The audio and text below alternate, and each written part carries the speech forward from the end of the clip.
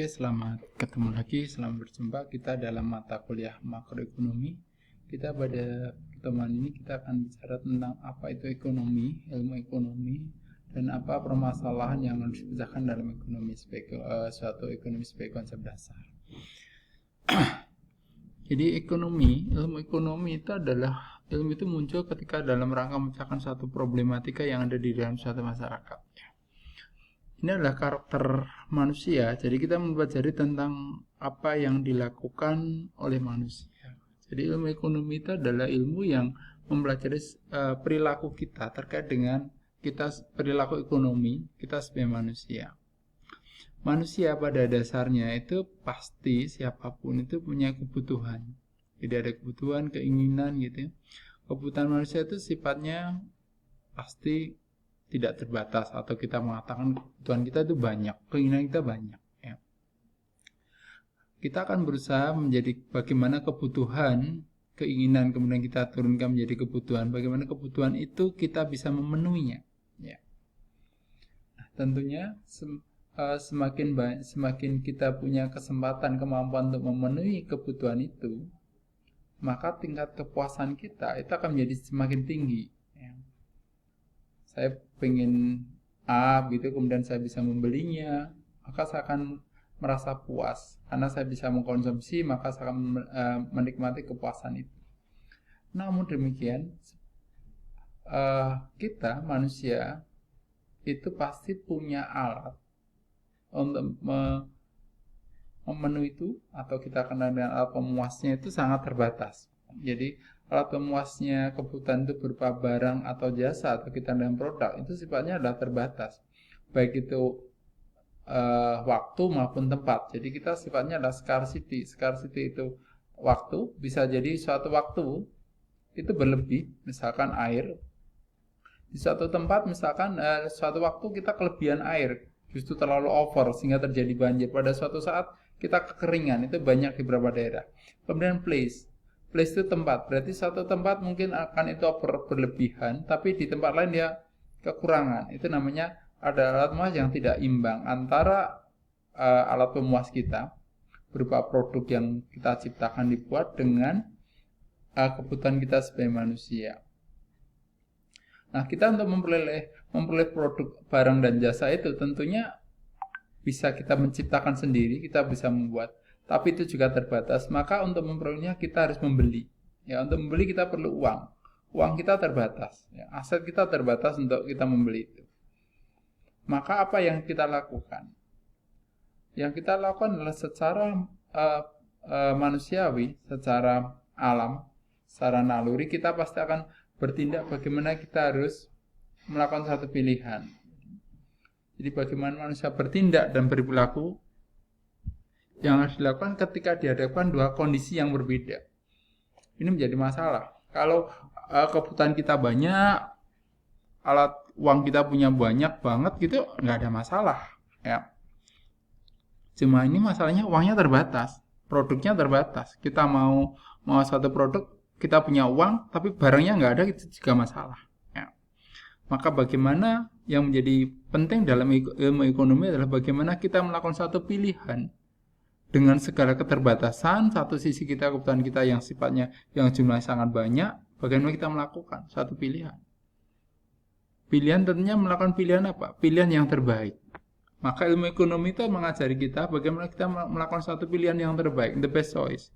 Pilihan yang terbaik untuk siapa? Bukan hanya untuk secara pribadi mungkin kita, tapi secara luas keluarga, secara luas lagi masyarakat. Bukan hanya untuk waktu sekarang, tapi juga untuk waktu yang akan datang. Jadi kalau kita ada misalkan, kita dapat uang transfer dari orang tua nih, untuk kehidupan kita di Malang. Maka transfer kita misalkan 2 juta, itu bukan kita habis, kalau 2 juta itu kita habiskan satu hari bisa habis. Tapi kan kita dituntut untuk bagaimana menggunakan 2 juta itu untuk kebutuhan kita selama 1 bulan. Maka yang kita lakukan apa? Kita lakukan adalah bagaimana kita menggunakan uang itu untuk memenuhi kebutuhan kita yang terbaik. Mana yang perlu? Maka yang dilakukan adalah kita pasti melakukan skala prioritas. Itulah pilihan yang terbaik. Bukan hanya untuk kita, tapi untuk keluarga kita. Bukan hanya untuk sekarang, tapi untuk masa depan. Kenapa misalnya teman-teman yang kuliah di sini kan bukan hanya mikirkan teman saudara sendiri, tapi juga mungkin orang tua di rumah. Saudara punya adik misalkan juga harus dipikirkan. Itu adalah bagaimana ilmu ekonomi itu bagaimana kita melakukan suatu pilihan yang terbaik, the best choice.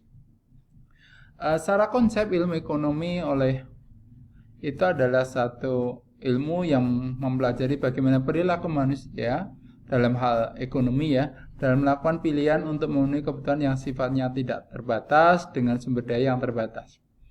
Kemudian Samuelson mengatakan ilmu ekonomi adalah perilaku masyarakat dalam menggunakan sumber daya yang langka dalam memproduksi berbagai komoditi untuk kemudian disalurkan kepada berbagai individu dan kelompok yang ada di masyarakat kembali. Jadi ada produksi, ada distribusi, dan ada konsumsi. 3 hal.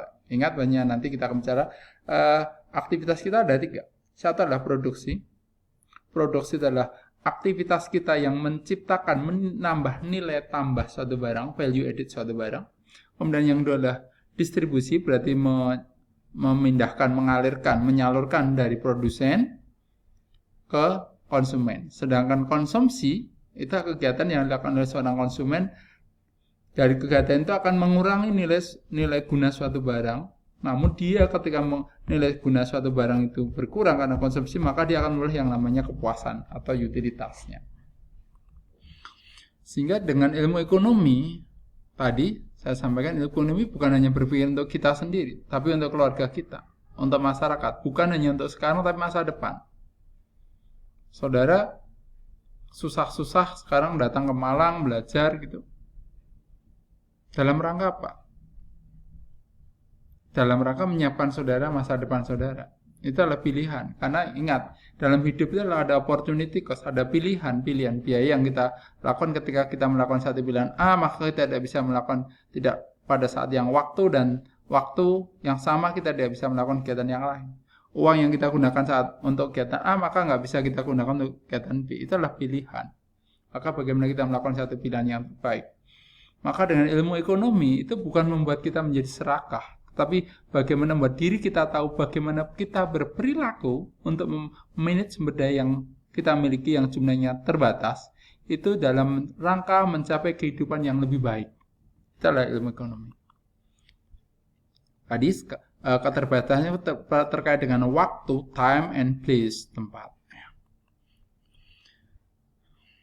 Ilmu ekonomi itu bisa kita bedakan ilmu hukum positif gitu ya. Hanya membahas tentang deskripsi, positif dan normatif tentunya. Ada 2 ya. Kita minta positif. Problematika ekonomi ada apa? Ya. Satu perekonomian apapun sistem ekonomi, perekonomian itu akan dihadapkan pada minimal 3 hal. Pertama adalah what, how dan for whom. Pertama what. What itu terkait dengan apa? What itu apa dalam jumlah berapa suatu produk, suatu barang itu harus diproduksi oleh suatu perekonomian. Kemudian siapa yang menentukan? Kenapa kita harus menentukan barang apa? Berarti kebutuhan masyarakatnya apa? Itu nanti akan berkembang di dalam pasar. Bagaimana kita menentukan produknya? Jadi produk itu, ekonomi itu akan menciptakan produk seperti apa? Dan dalam jumlah berapa? Masyarakat kota sama masyarakat desa beda. Suatu negara di Eropa yang dingin dengan kita beda. Kita nggak perlu menciptakan namanya wool untuk dingin karena kita hawanya panas. Ya. Orang Eropa harus diciptakan pakaian yang tebal karena kondisinya. Rumah di Eropa rata-rata tebal dibuat. Indonesia tidak tebal karena Eropa dingin sehingga bisa menahan dingin. Itu what? Apa yang diciptakan, apa yang dibuat, diproduksi oleh suatu perusahaan dan dalam jumlah berapa. Karena kalau terlalu banyak itu oversupply, maka harganya akan jatuh, akan terjadi penurunan harga. Terbaliknya kalau jumlah barangnya terlalu sedikit, maka tidak bisa memenuhi kebutuhan masyarakat. Padahal produksi itu dalam rangka memenuhi kebutuhan masyarakat.